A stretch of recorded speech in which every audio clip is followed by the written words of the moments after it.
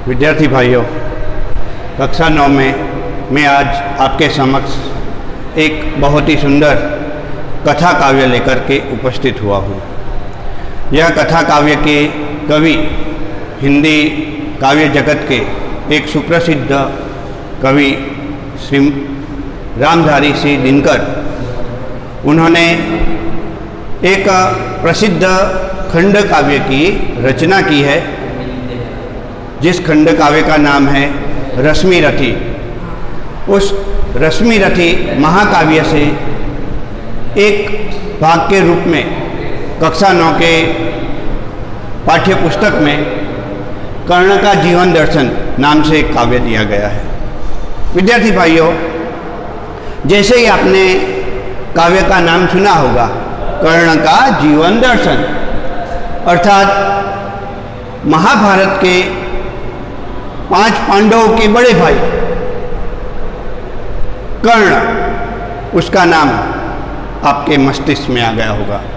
विद्यार्थी भाइयों, 5 पांडवों के बड़े भाई होने के बावजूद जीवन भर कभी भी वे पांडव नहीं कहलाए, क्योंकि वे कुंती के पुत्र थे और कुंती ने अपने पुत्र कर्ण का त्याग कर दिया था, क्योंकि दुर्वासा ऋषि के श्राप के कारण उन्हें बचपन में ही पुत्र की प्राप्ति हुई थी। तो यह काव्य कर्ण का जीवन दर्शन, जिसका मैं आपके समक्ष समीक्षात्मक चर्चा करने वाला हूँ, तो आइए सबसे पहले काव्य का पठन करते हैं। वैभव विलास की चाह नहीं, अपनी कोई परवाह नहीं, बस यही चाहता हूँ केवल दान की देव सरिता निर्मल।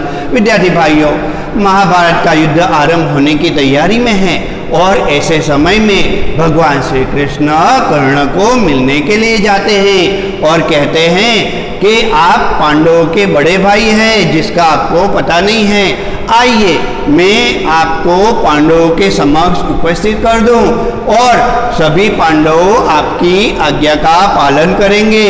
हस्तिनापुर का राज्य आपको मिल जाएगा, सुख समृद्धि आपके अधीन होगी।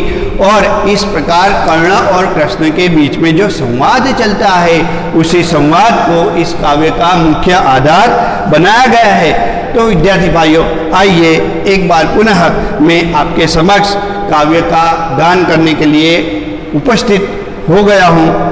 वैभव विलास का की चाह नहीं, अपनी कोई परवाह नहीं, बस यही चाहता हूँ केवल दान की देव सरिता निर्मल। करतल से झरती रहे सदा, निर्धन को भरती रहे सदा। तुच्छ राज्य क्या है वैभव पाता, क्या नर कर प्राप्त विभव। चिंता प्रभुत अत्यत्पहास, कुछ चाकचिक्य कुछ क्षण विलास, पर वह भी यही गवाना है, कुछ साथ नहीं ले जाना है।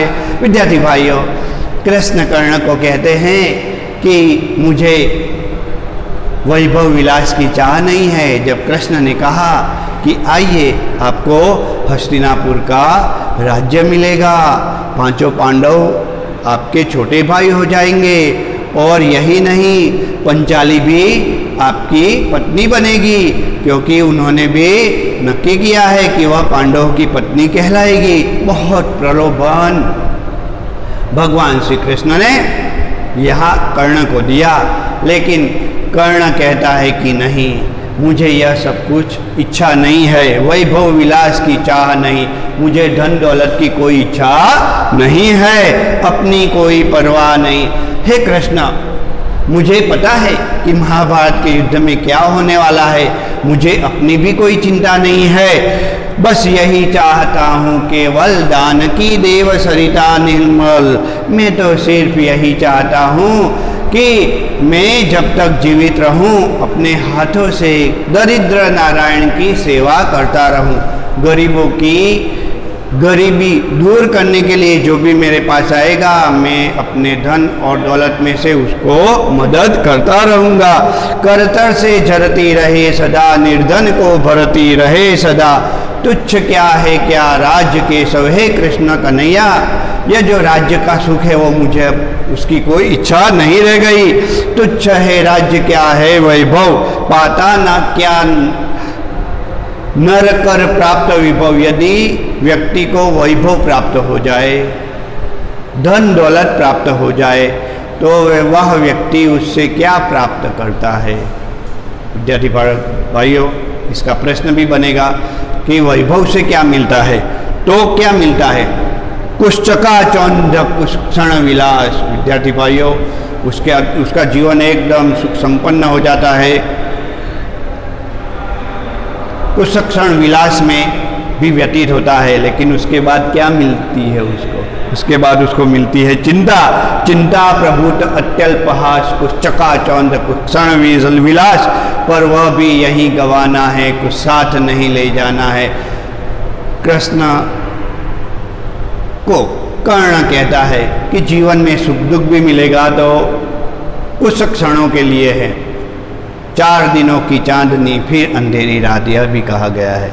और यहाँ रामधारी सिंह दिनकर के माध्यम से कर्ण कृष्ण को कहते हैं कि 4 दिनों का सुख मुझे नहीं चाहिए, क्योंकि सुख समृद्धि क्षणिक ही होती है। मुझसे मनुष्य जो होते हैं कंचन का भार न ढोते हैं, पाते हैं धन बिखराने को, लाते हैं रतन लुटाने को। हे कृष्ण, आप मुझ पे विश्वास कर रहे हैं, लेकिन मैं धन दौलत को अपने पास नहीं रख पाऊंगा, मैं लुटा दूंगा। विद्यार्थी भाइयों, आपको पता है कि कर्ण महादानी थे, उनके पास जैसे ही धन आता था दरिद्र नारायण की सेवा में वह धन को खर्च कर देते हैं। इसलिए वह कहते हैं कि मुझसे मनुष्य जो होते हैं कंचन का, कंचन अर्थात सोना, कंचन अर्थात सुवर्ण सोना, जग से कभी न कुछ लेते हैं, दान की ही हृदय का देते हैं। आपको पता है महादानी कर्ण ने अपना कवच और कुंडल भी अर्थात हृदय रूपी कवच को देवराज इंद्र को दान दे दिया था। प्रासादों के कनकाभ महल होते कबूतरों के ही घर, राजमहल के सुवर्ण शिखरों में कबूतर निवास करता है, और वो कर्ण कभी कबूतर को आदर्श नहीं मानता। कर्ण किसे आदर्श मानता है, महलों में गरुड़ न होता है, कंचन का भार न ढोता है। वह गरुड़ को अपना आदर्श मानता है, गरुड़ की तरह, कि वह कहीं पहाड़ों में रहता है, वह राजमहलों में नहीं रहता। कंचन का भार न ढोता है, वो सोने के सुवर्ण महल में कबूतर रहते हैं। कभी भी सोने के सुवर्ण महल में गरुड़ नहीं रहता। बसता वह कहीं पहाड़ों में, शैलों की फटी दरारों में, पहाड़ की फटी हुई दरारों में गरुड़ निवास करता है। और मेरा जीवन भी मुसीबत संघर्ष में व्यतीत हुआ है, इसलिए मैं गरुड़ को अपना आदर्श मानता हूँ। वह पक्षियों का राजा माना जाता है। होकर समृद्धि सुख के अधीन, मानव होता निज तपः क्षीण। सुख और समृद्धि चकाचौंध भरा जीवन जो होता है, चाकचिक्य आदि जो है, वह मुझे प्रभावित नहीं कर पाएगा। होकर समृद्ध सुख के अधीन, मानव होता निज तपः क्षीण। सुख और समृद्धि मिलने पर मानव अपनी शक्ति को क्षीण कर देता है। उसे कुछ समय तक धन दौलत का फायदा होता है, लेकिन उसके बाद तप से अर्जित की हुई शक्तियाँ वह गंवा देता है। सत्ता किरीट मणिमय आसन, करते मनुष्य का तेज हरण। मणिमय आसन, किरीट यानी मुकुट, सोने का मुकुट नहीं चाहिए। जब भगवान श्री कृष्ण कहते हैं आप आइए, आपको राज सिंहासन मिलेगा, सुवर्ण का मुकुट मिलेगा, तो कहता है नहीं चाहिए मुझे मणिमय आसन। हे केशव, आप चले जाइए, मुझे धन की लालच नहीं है। सत्ता किरीट मणिमय आसन, करते मनुष्य का तेज हरण। पर नर विभव हेतु ललचाता है, पर वही मनुष्य को खाता है। विद्यार्थी भाइयों, धन दौलत के आधीन व्यक्ति आकर्षित हो जाता है, लेकिन वहीं से उसका पतन आरंभ हो जाता है। और जो व्यक्ति इस चीज से दूर रहता है, वह सुख समृद्धि, मन की सुख समृद्धि प्राप्त करता है। चांदनी पुष्प छाया में पल नरगले बने सुमधुर कोमल पर अमृत कलेश के पिए बिना आतप अंधड़ में जिए बिना वह पुरुष नहीं कहला सकता, विघ्नों को नहीं हरा सकता। जब तक व्यक्ति कठिन परिश्रम नहीं करेगा तब तक मुसीबतों से वह दूर नहीं हो सकने वाला। हे कृष्ण भगवान, मैंने कठिन परिश्रम किया है, इसलिए मुझे यह लालच मत दीजिए, वरना मैं लालच में आ जाऊंगा, लेकिन ऐसा होने वाला नहीं है। उड़ते जो झंझावातों में, पीते जो वारी प्रभातों में, सारा आकाश अयन जिनका, विस्तर भुजंग भोजन जिनका। तो मैं तो गरुड़ को अपना आदर्श मानता हूँ, जिसका भोजन सर्प है। गरुड़ सर्प का शिकार करते हैं, यानी गरुड़ के शरीर में, रगों में जहर भरा हुआ है। और कर्ण कहते हैं कि मेरे जीवन में भी बचपन से कितनी कठिनाइयाँ आई, मेरी माँ ने मेरा त्याग कर दिया, पूरे राजमहल में मेरा अपमान किया गया, कठिनाइयों के साथ मुझे जीवन व्यतीत करना पड़ा। एक मछुआरे के परिवार में मेरा लालन पालन हुआ, मैं सूत पुत्र कहलाया, इसलिए मेरे शरीर में जहर भरा हुआ है, विष भरा हुआ है, मैं एक गरुड़ की तरह हूँ। और वे कहते हैं, वे ही फणिबंध सुड़ाते हैं, धरती का हृदय जुड़ाते हैं। फणिबंध यानी नाग पास का बंधन। वे कहता है कि मैं अपने दोस्त दुर्योधन को, जिसने विपत्ति में मेरा साथ दिया, मैं उसका इस वक्त जो विपत्ति आई उसमें साथ नहीं छोड़ सकता। हे गरुड़ कृष्ण में पक्षी राज, सिर पर न चाहिए मुझे ताज, दुर्योधन पर है विपत घोर, करता न किसी विष उसे छोड़। इस वक्त दुर्योधन मुसीबत में है, मैं मुसीबत में दुर्योधन का साथ नहीं छोड़ सकता। यदि मैं चारों तरफ सब लोगों को जानकारी दे दूंगा कि मैं पांडव पुत्र हूँ, मैं पांडव हूँ, तो कुंती पुत्र पांडव कहलाने के नाते दुर्योधन के साथ यह छल होगा। मैं इस समय यह छल नहीं कर सकता। रणखेत पाटना है मुझको, अहिपास काटना है मुझको। मुझे यह रणखेत जो युद्ध का मैदान है उसमें दुर्योधन का साथ देना है। मैं दुर्योधन का साथ नहीं छोड़ सकता, नहीं छोड़ सकता। इस प्रकार विद्यार्थियों, कृष्ण और कर्ण का बहुत ही सुंदर संवाद यहाँ पे प्रस्तुत किया गया है।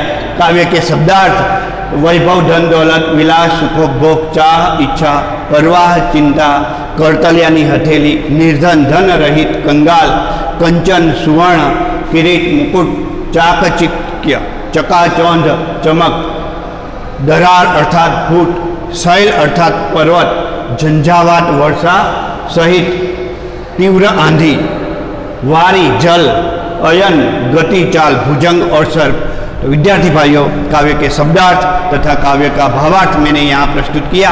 मैं नेक्स्ट वीडियो में काव्य के सभी प्रश्नोत्तर आदि की चर्चा लेकर के आपके समक्ष उपस्थित होऊंगा। आप इस वीडियो को अच्छी तरह से सुनिए, समझिए और YouTube में इस चैनल को सब्सक्राइब करें